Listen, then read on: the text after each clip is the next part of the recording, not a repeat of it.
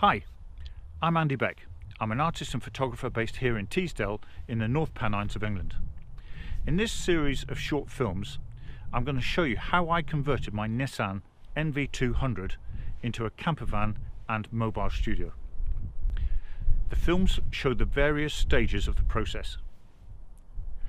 Now, I'm no expert. I've never converted one of these campervans before, so there will be trials and errors in these films. I hope you get information and inspiration that you can adapt for yourself if you're thinking of converting not only a Nissan NV200 but any other sort of small campervan. Feel free to leave questions or your own ideas in the comments boxes below, and wherever necessary I'll give you a reply as soon as I can. The whole of this conversion has cost me just over £1,100. So here you'll see what you can do for that sort of money. Here's the film. I'm moving now on to the insulation of the van itself. I've spent a lot of time researching on the internet for methods of insulating a campervan. Of all of the films that I've seen, there's one guy who stands out for me who explains in detail the method of insulating a van. His name's Greg Virgo, and he's done a conversion of a Sprinter, a much bigger van than this, but he explains a bit of the science behind the insulation of what is a tin box and trying to keep it either warm or cool with insulation and carpet lining.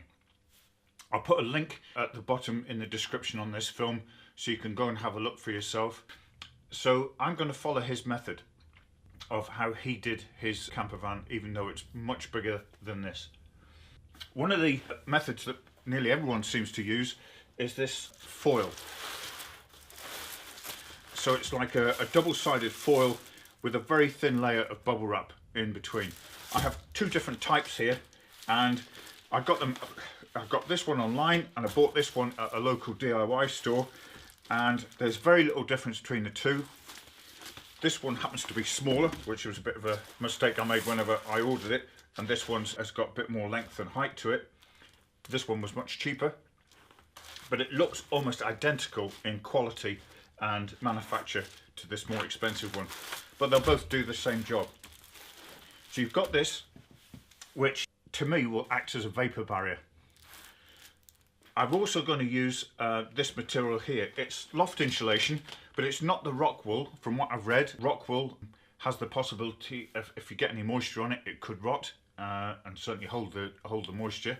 This one is again from a local DIY store, and it is Loft Insulation, which will expand to about 100mm thick, and it's made from recycled plastic, which is good. Itch free, which is also good. I don't want those glass fibre particles coming into my nose and making it difficult to handle. And of course, you know, it's on here it says got a R value of 2.27, but you really, that's fine if you use it properly in the method it's for, and with a big air gap and stuff, whereas I'm using it in here, so it's a totally different way of using it compared to what they manufactured it for, putting it in lofts. So this foil layer I'm going to use purely as a vapor barrier, and I'm not going to stick it to the outside panel of the van, because as Greg says, that will do absolutely nothing. Once you stick this to anything, it loses any thermal properties that it has, and its thermal properties are very limited anyway. What I am going to do, following Greg's lead, is I'm going to fill in all the gaps that I can around the inside of the van, these little difficult places down here, and then here, behind here. I'm going to insert this insulation material. Now, I got it out of the bag last night because it will give it a chance to billow up a bit, because the properties in this are at its best whenever it's open and fluffy. If it's compressed, you don't get anywhere near the same effect. So the idea is, when I fill in all these gaps, is not to ram it in and stuff it into every corner, but to gently push it in so that it still has this open effect that will keep the air within that. Once I've filled all the voids with this loft insulation material, I'll then, on the inside of the van, use this foil material and line the inside of these cavities so that I have a vapor barrier to prevent any moisture getting through to the outside panels, forming condensation and then maybe a cause of rust at the bottom of the van. The foil will be attached either with a little bit of spray, but probably mostly with this aluminium foil tape, the proper stuff. Worth spending a few pounds getting the real good quality stuff. The idea seems to be that when you're in a van at night time, as humans and in this case dog as well, we'll be breathing out warm moist air. When that warm moist air hits a cold metal surface, it will condense, and that will condense into water, and then the water will have to find a place to go, and it will find a little nook and cranny, and it will cause rust in the long term. So what I'm trying to do is, between the outside of the van and the inside of the van where we're sleeping, make a barrier so that this cold surface doesn't come into contact with my warm moist air. So that should prevent condensation on the inside of the van. You're not going to stop it, apparently. You've got the windows to consider and other areas in the van. You're not going to be able to make a perfect barrier, but ideally cut down as much as possible. For now, I'll get on and do the insulation and the foil lining to form this vapor barrier. So let's get on with it. In the back of the NV200 Combi, behind the wheel arch and between the wheel arch and the tailgate, there's this plastic fitting. It's actually a vent, so it allows a bit of airflow around the back of the van, and there's one on either side. It's only small, but that'll allow a bit of airflow and should help to prevent a little bit of the condensation from forming inside the back of the van. So I'm going to take these panels off, and that will allow me to ensure that I don't have the wool filler blocking this venting area. It's just held on with a couple of screws and a couple of clips.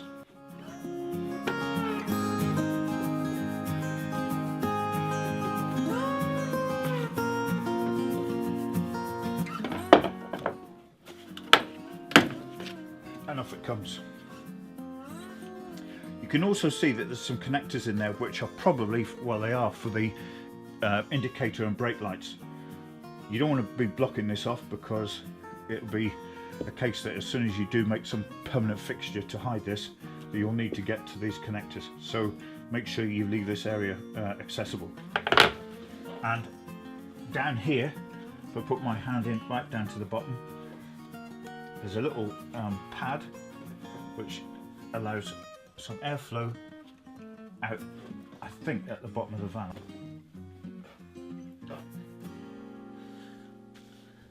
One of the things about this insulation is that it's not the easiest thing to cut. You can try and use scissors, but they won't get all the way through there, unless I suppose you had a really big scissors or shears or something. But sometimes you need to get a little strip of insulation that you can stuff up into a thin tube of panel. So I've tried a couple of different things, and the best thing I've come up with is to basically cut it with a Stanley knife, good sharp Stanley knife, and using a good straight steel edge and a bit of timber underneath, a bit of spare timber, is to press down hard. Be careful here, because obviously using a Stanley knife and a straight edge quite near your fingers, but press down hard with the steel edge and then draw the Stanley knife through the wool, and you'll need to do it a couple of times.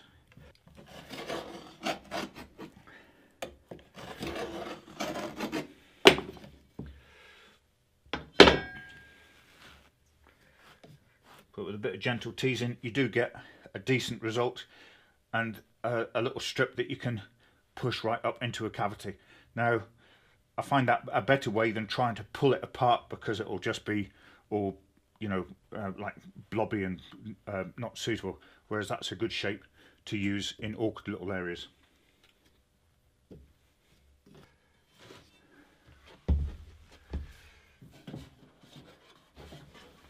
So I'll make a rough estimate of the width and length of the piece that I need of the wool, and just using this method of the steel ruler, I'll cut a section.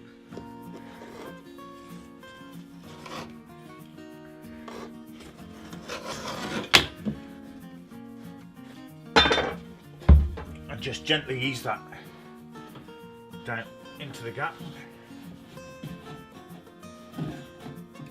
Remembering you're not trying to stuff it in to be compacted in, it's just got to fit in nicely, and then just to ease it down, because there's a little bit of a area down there it's hard to get to with my hand.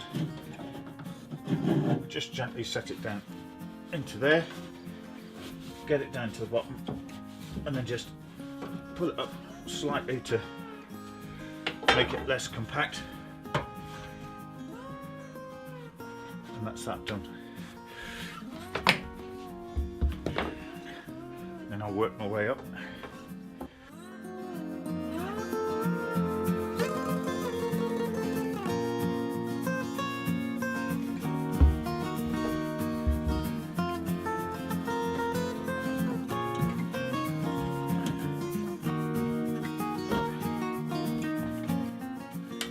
Much easier to push it up to here than to try and get it all the way down the hole. And there's some holes here, these bolt holes. I can see where I've got to as I work it up. Let's get my hand up there.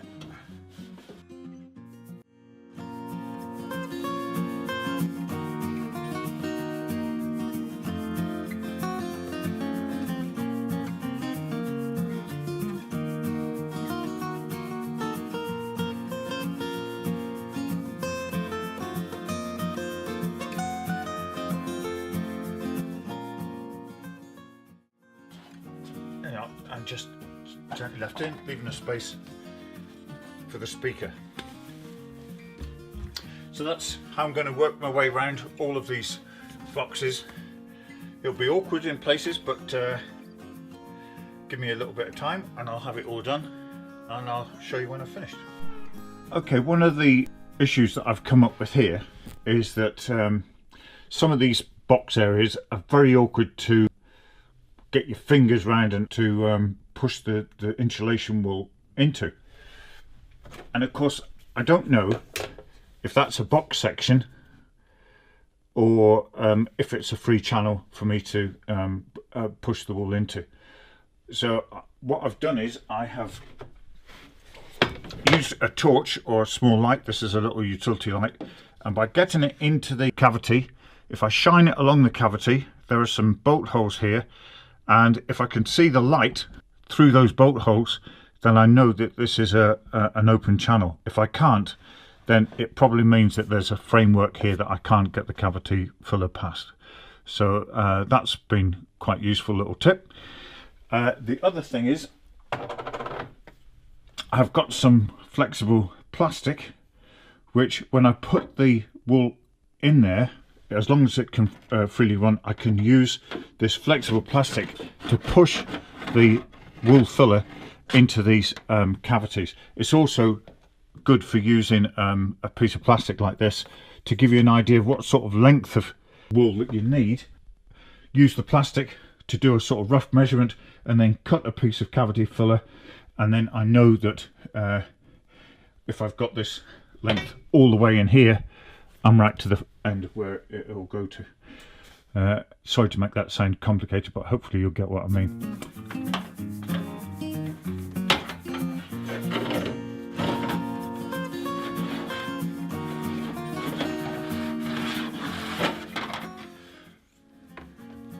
So that's good. That means that going by this piece of plastic, I should be able to stuff wool into all of this box area at the back, just near the tailgate.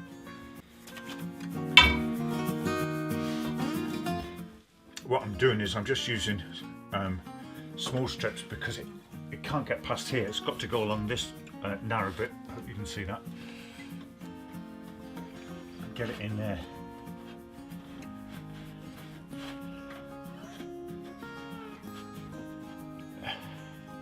It's not going to be perfect, but some is better than none. And any insulation that goes into this cavity can only be a good thing, but still remembering not to compact it down too much. You want it still to be holding plenty of air. Of course, what I'll do is I'm getting this piece all the way along here. When I get to the other side, I'll come in at it from the other end and hopefully have filled that up quite nicely. In this panel area, you may remember that I've already made a couple of little pocket areas in this panel.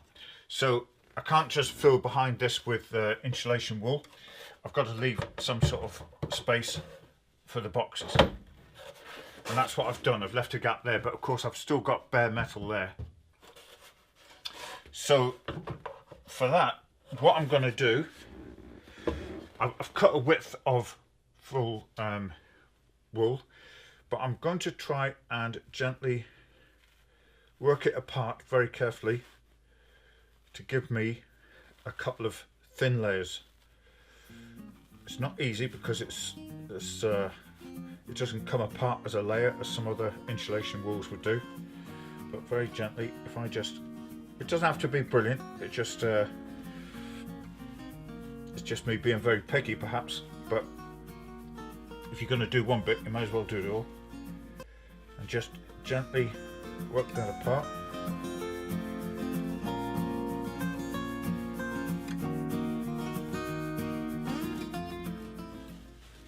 Like so.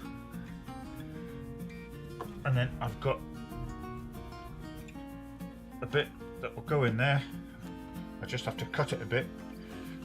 I'll just cut the bottom off that.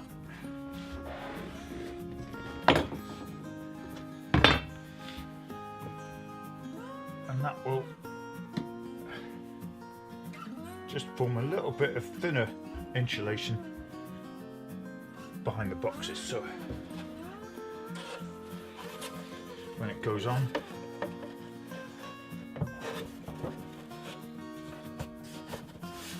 be a nice snug bit of protection behind there, and it will clip in nice and tight and firm behind there. What I'll do is I'll probably, when I get round to using it, I'll probably just put a little quick spray of high temperature adhesive in behind there on the wall, and do that on both sides and on the one on the other side as well. And then I've got the whole of that cavity protected with insulation. Well, now I've done this side, I'll get to work on the other side. I know the issues that I get and how to do it, so it should take less time to work on this side.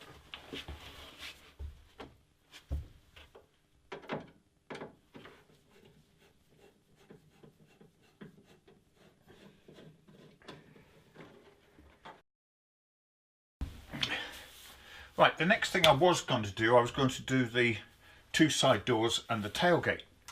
But this is the insulation wool that I've got left, and I want to use some on the roof. Now, this insulation wool is too thick to go on there as it is at the minute, so I've cut the right lengths to go in there, and they fit perfectly, both lengthways and widthways.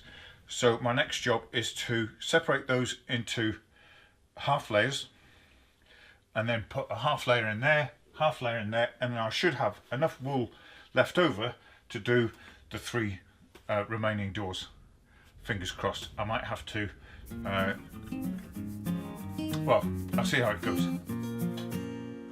As I said before, it doesn't split into layers very easy, but as long as it's roughly halfway or half the thickness, I'll be happy with that. Just working slowly at it, and I'll work down the two lengths, and then I'll see what else I need.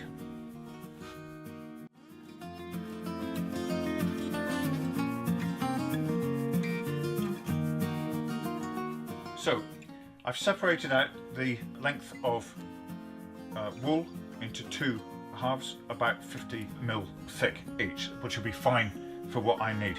This is only a sort of a possibly temporary situation to my roof, because I may consider getting an elevating roof fitted at a later date. That will be quite likely actually, but for now I want to put some insulation in, and if it works like this then fine. I may not go to the expense of an elevating roof, but I want to insulate it for now and then see how I get on down the line, whether I need the roof or not. I intend cutting this now to fill in these gaps between the spars here, and then lightly gluing it in place for now before I put on the foil layer. So I'll cut these, and because it's down to 50mm now, it does cut easily with a pair of scissors, so I'll be able to shape it and fit it in. And I think you should just be able to see these are the attachments where the panel clips go in, so I only need to make the insulation that thick. I'm just going to put this insulation in, lightly tack it in place, and then there'll be the vapor barrier made out of the foil. I'll get on and do that.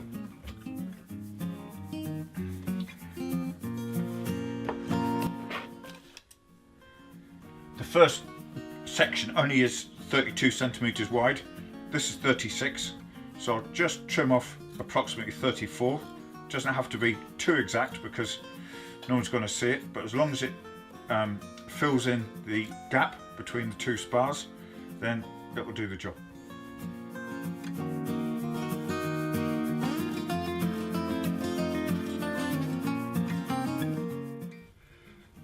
All of these offcuts will come in useful when I'm filling in little gaps in the doors and the tailgate, so there's nothing wasted.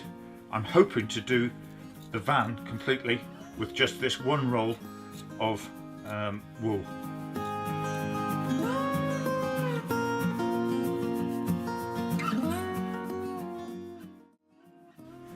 It's a good day to do this because outside the temperature is well below freezing.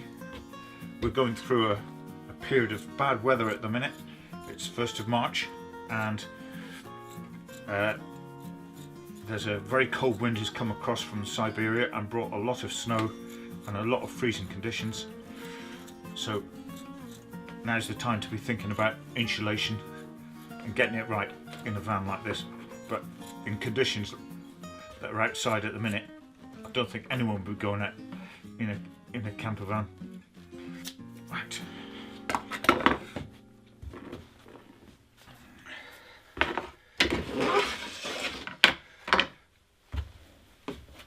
So that's that, and that will go up into that first section. I've got a little bit left over, and then I'll glue that or stick that up with adhesive in a couple of minutes, and I'll get on and separate and cut the other sections so I can do all the gluing in one short go. Okay, so I've cut the pieces of insulation now, and what I'm going to do is, starting at the front, working my way back, I'm going to adhere them very lightly to the underside of the outer skin of the vehicle. I'm using a high temperature spray adhesive. I'll get on and spray and attach the insulation, and you'll see how I get on.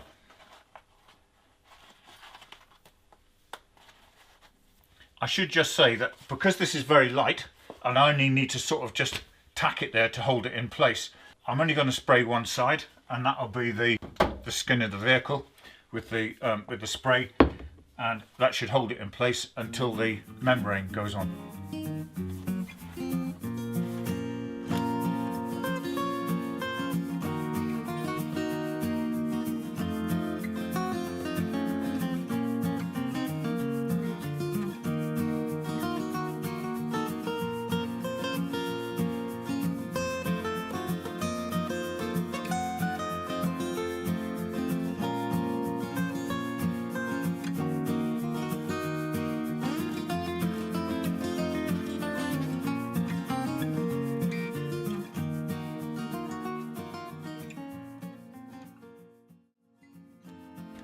That's simple enough. Trim it with the scissors, and remember, you're not trying to stuff the void with wool to capacity. You want just a nice light layer in there that holds the air and traps the heat.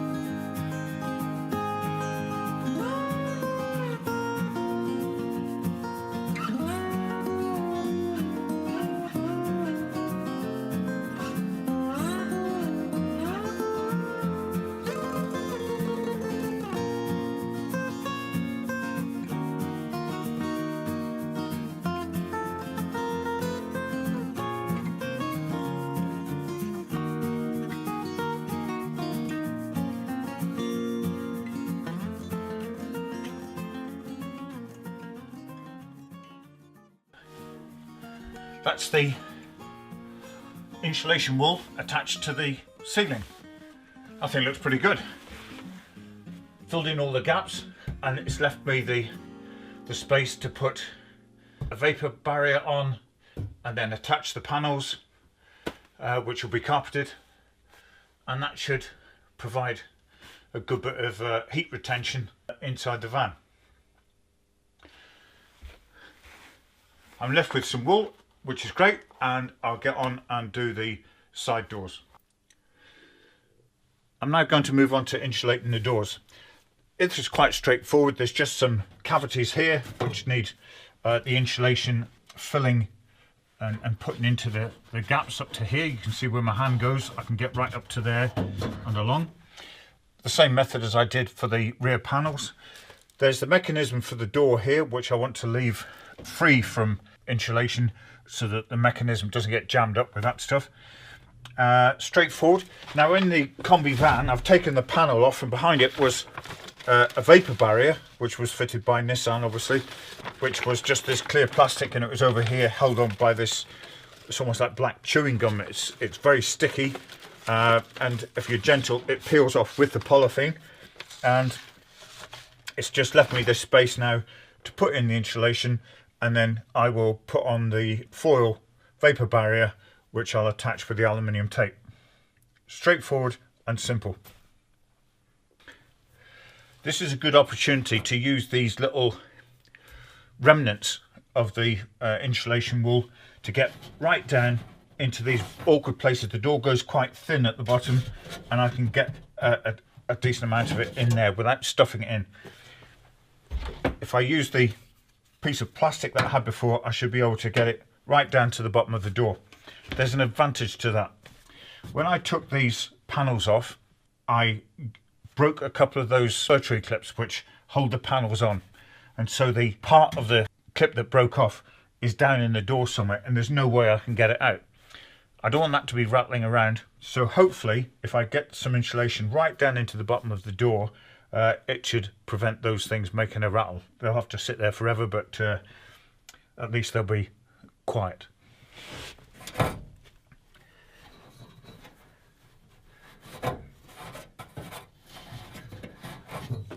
It is a very thin gap down there, and So these bits of wool are just right. I hate wasting stuff, so out of sight, these are just perfect for the job.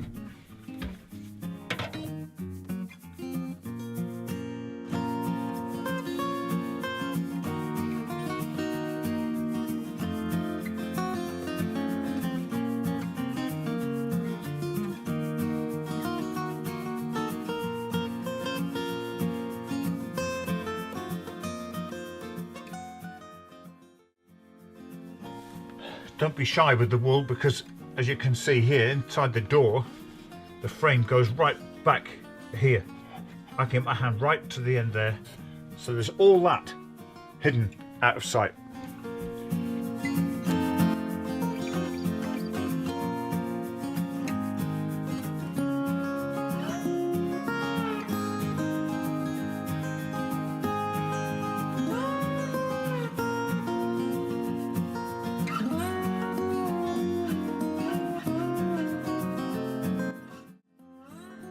And then just here, these two bolts indicate where there's the door catch. So again, you don't need to go all the way back into there, probably just about here. I can feel it there, so I need to make a piece for that.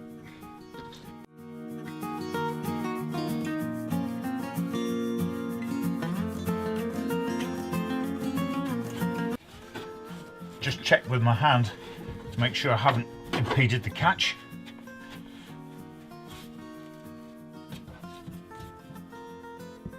That'd be about right. I'll just pull that actually.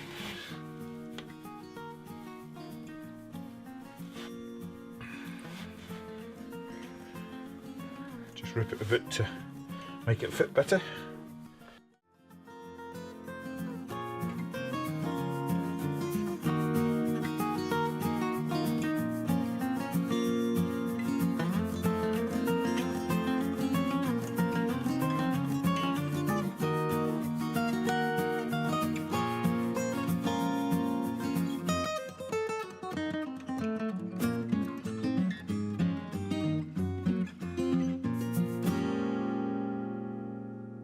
That's it, and I've left the mechanics of the door here free, so the wool's not going to have any effect on them.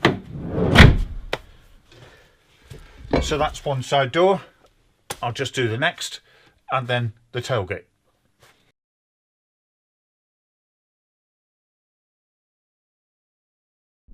Hopefully that short film will give you a good idea of how I completed that stage in the process of converting my Nissan NV200. Do check out my channel for the other films which show all the other stages of the conversion from start to finish.